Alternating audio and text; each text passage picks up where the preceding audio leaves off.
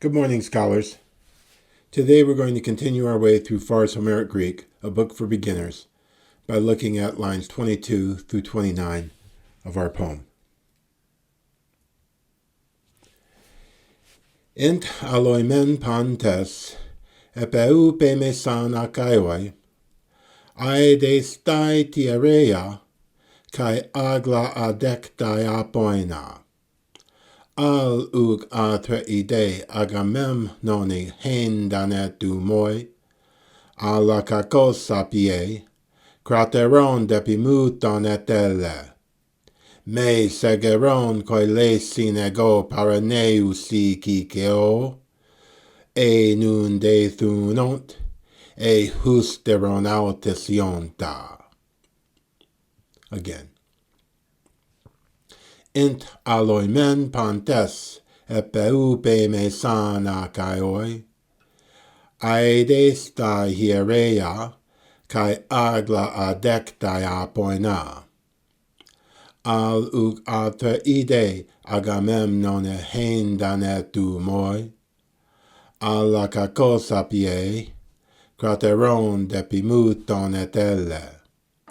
Me segeron koilesi ego paraneusi kikeo, e nun de tunont, e husteron autisionta.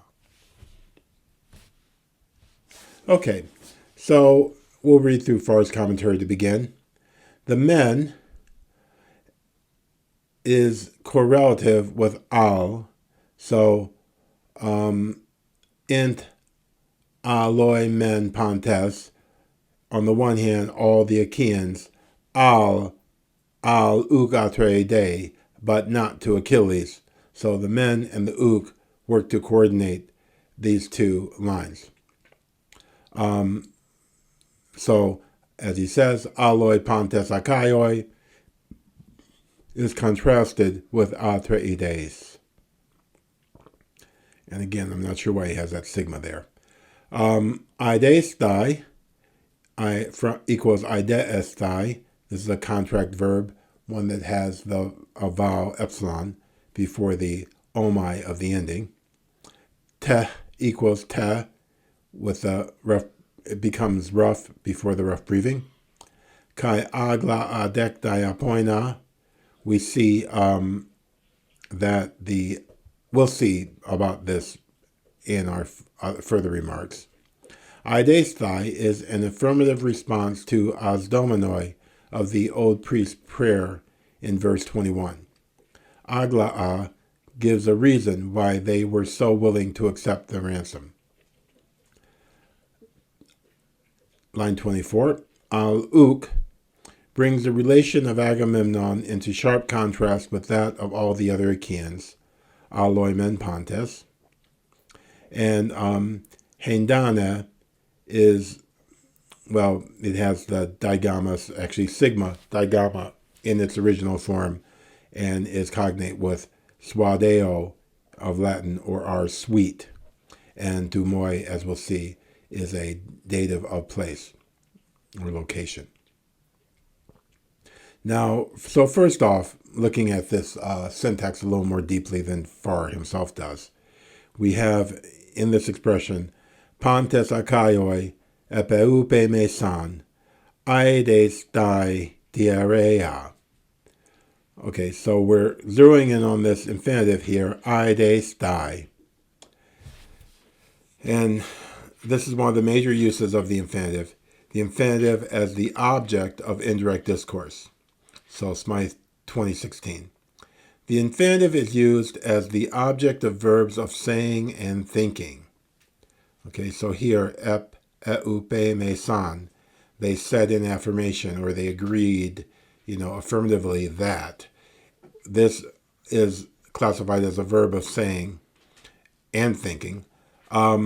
Such infinitives following these verbs denote both the time and the stage of action. So he explains this more closely. Under A, the finite verb of the sentence placed in dependence on a verb of saying or thinking that requires the infinitive becomes the infinitive. which infinitive stands in the relation of a substantive as object or subject of the leading verb. So here we'll see it's functioning as the object of the leading verb. Okay, most commonly as object. Thus, when you say Kyros Nike, Cyrus is victorious, when this is made the object of Pese, he says, it becomes part of a new sentence, Pese Chiron Nikon, in which Chiron Nikon is the object of Pese. And we'll recall that the subject of an infinitive is always itself in the accusative. So that's why Chiron Nikon. And then, for example, as subject, when the verb of saying is in the passive. So thus, legetai, it is said, Chiron Nikon. The last two words, Chiron Nikon, form the subject of legetai. So here, eidestai diarrhea is the object of epeupe mesan. It is the content of what they said. They said to honor the priest, that they should honor the priest. Now, alternatively, we see the infinitive as subject in another part of our passage.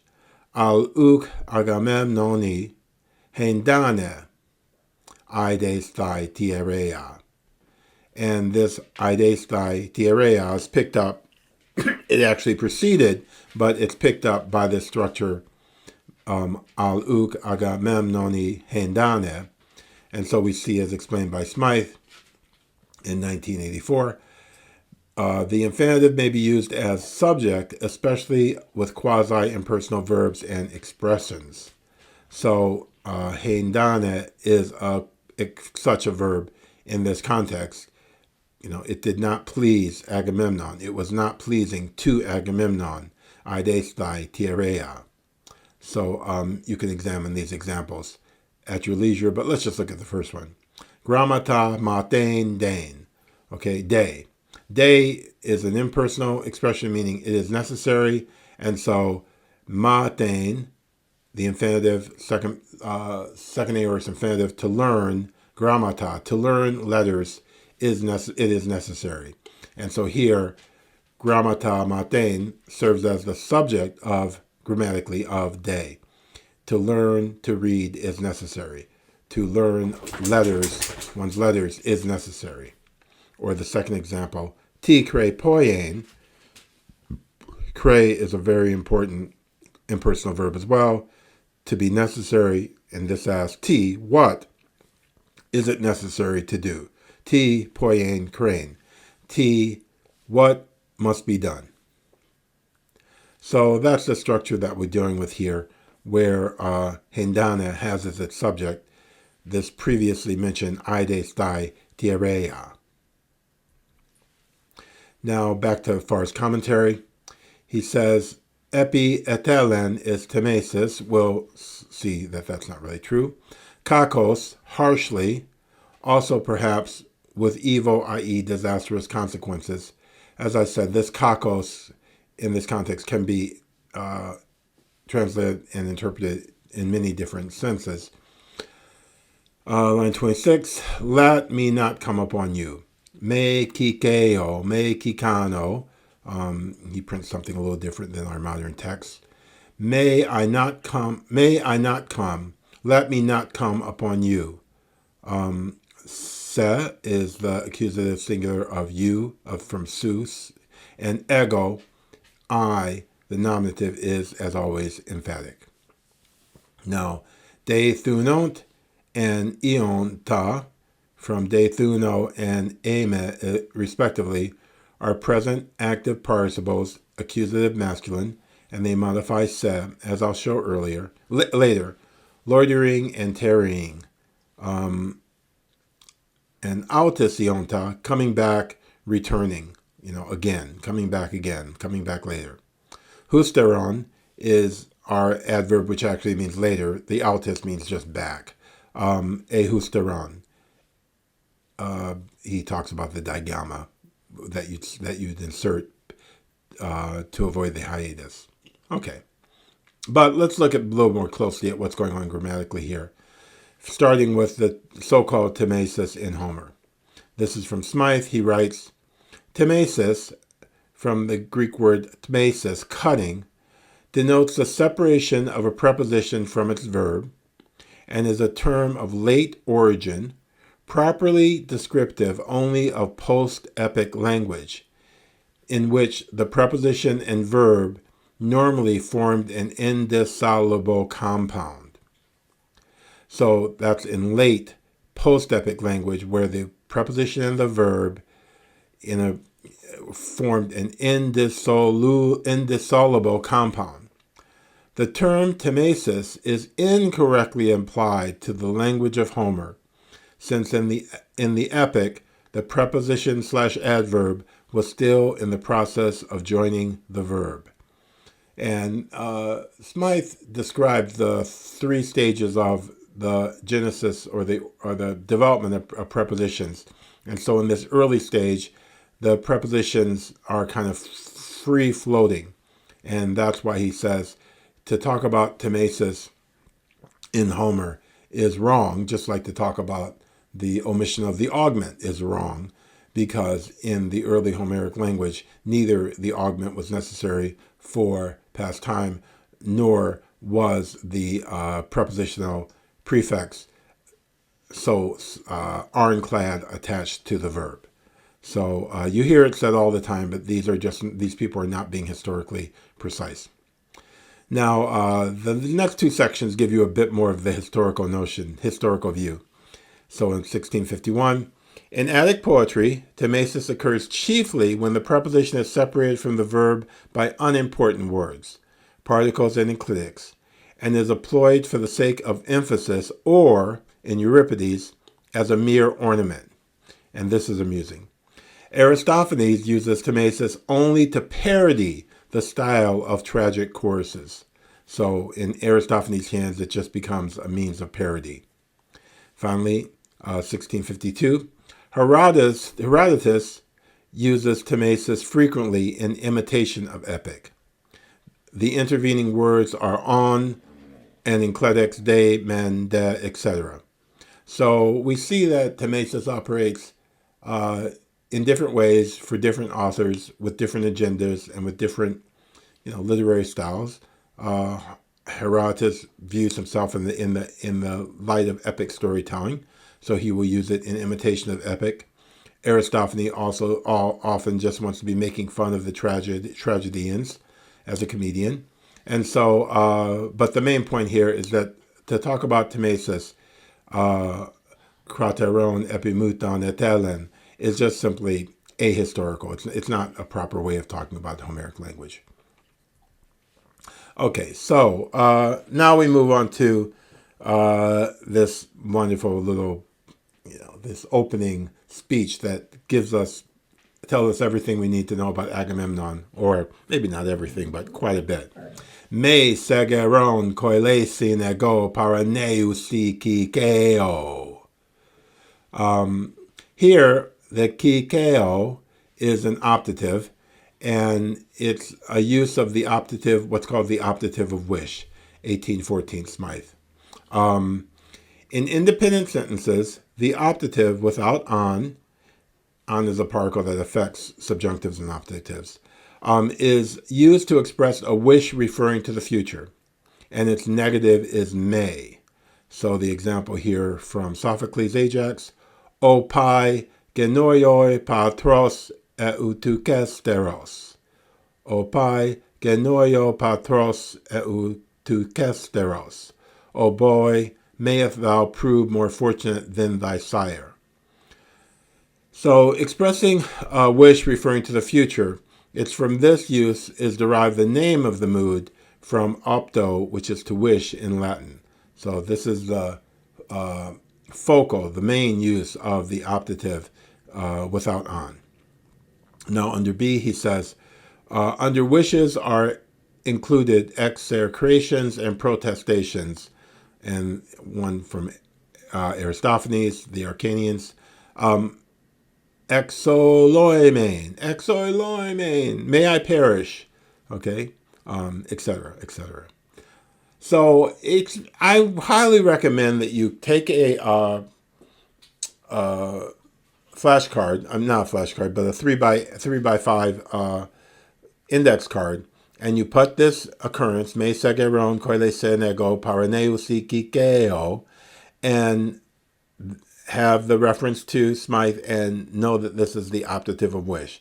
Because the sooner you associate these grammatical categories with particular passages, the sooner they'll get lodged in your mind and be ready to go as you read Greek actively. Okay. So now we come upon with the following line, or the what's depending on kikeo, what's known as the supplementary participle with verbs of perception. So Smythe describes this as the construction that occurs with verbs of perceiving and finding. So reading 2110, verbs of perception. Verbs signifying to see, to perceive, to hear, to learn, i.e. to learn by inquiry or hear of, when they denote physical, actual perception, take the participle. When they denote intellectual perception, they may take either the participle or hoti or hos with a finite verb. And then he says, Homeric usage is less strict in this distinction. So here we have, Agamemnon says, "Oh man, I hope I don't find you." Find you what? Find you a nun de thunont, a husteron altis ionta. So de thunont and ionta are both participles agreeing with se. I hope I don't find you lingering about or coming again. I mean, English does the exact same thing. I hope I don't find you stealing my car. Hope I don't discover you running away from home, whatever. So we too use the participle to complete such statements of verbs. So here, the two participles, de thunont and iont, they agree in case, number, and gender with se, which is the accusative singular masculine of the present participle, which is se is the accusative of the second person singular personal pronoun, su, sib, soy, se, and it agrees these participles with se, and they therefore are accusative, singular, and masculine, because se, of course, refers to the priest, geron, and of course that there is a vocative. Me se geron kikeo, e nun de thunont, e husteron autis eonta. So here is a nice, good place to remark about what we see this poetic word order of prepositional phrases. It's my 1664. In poetry, a preposition is often placed between an adjective and its substantive. This is very rare in prose, and he gives one example from Plato, late Plato. So in our reading so far, we've seen three of these. We saw it earlier when they're describing Croesus coming to the camp of the Achaeans. Hogar elte toas epineas akaion. You see, toas epineas, the preposition is placed between the adjective, toas, swift, and the noun, neas, swift ships. So to the swift ships becomes swift to ships. Toas epineas. Likewise, in line 14-15, we saw he stema tekon, having the fillets of the god, cruceoana scape throne. Cruceoana scape throne. Ana is placed in between cruceo, the adjective, and scape throw, the noun. And likewise, in our present passage, in line 26, we have it a little even more complicated because another element is placed inside this structure. But we have koile sen paraneusen, koile sen paraneuse, hollow beside ships, beside the hollow ships. And here we even have ego, the emphatic first person pronoun placed inside of that structure. So this becomes even more complicated. But the sooner you can get used to these little tricks of epic poetic word order, and well, not epic poetic word order, but you'll see it all over Greek poetry. Adjective, preposition, noun. Adjective, preposition, noun. Doas epineas. Cruceo anascape throne. Kolesen paraneuse. The sooner you get used to these things, the better. Okay, so here we go, our passage again. Int aloimen pantes, epeupe me sana kaioi. Aides thai hierea kai agla adectaia poena. Al uk atre ide agamemnone hendane tu moi. Alla cacosa pie, crateron depimutane telle.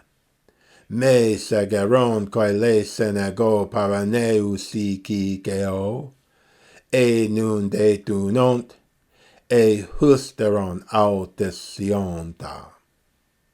Okay, I'll repeat it again with room for time for you to repeat after me.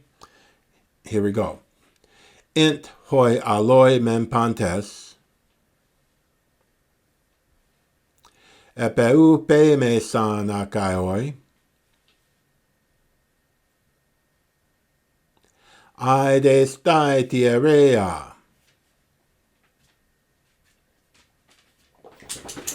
kai agla adectaia poena.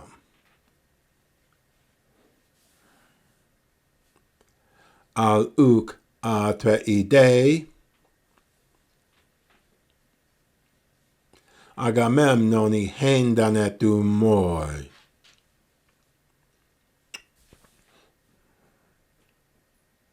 Alla cacosape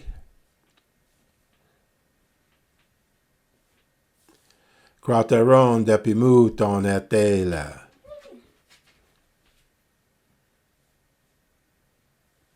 Me segeron coile sen. Ego paraneu si kikeo. E nun de tu nont. E husteron autisionta. Okay, so one last time. Ent aloimen pantes epeupe me sana kaioi, aides tai tierea, kai agla adectaia poena, al uk atre ide agamemnoni hendanetu moi, alla cacosa pie, cateron depimuton et ellen. Me segeron coile senego paraneu si kikeo, e nun de tu nont, e husteron autisionta. Okay, so there we have it. The first bit of Agamemnon's very dramatic speech menacing the priests, and we'll continue that soon. So keep working hard. Have a good day. And I thank you for being interested. Please do subscribe. Bye-bye.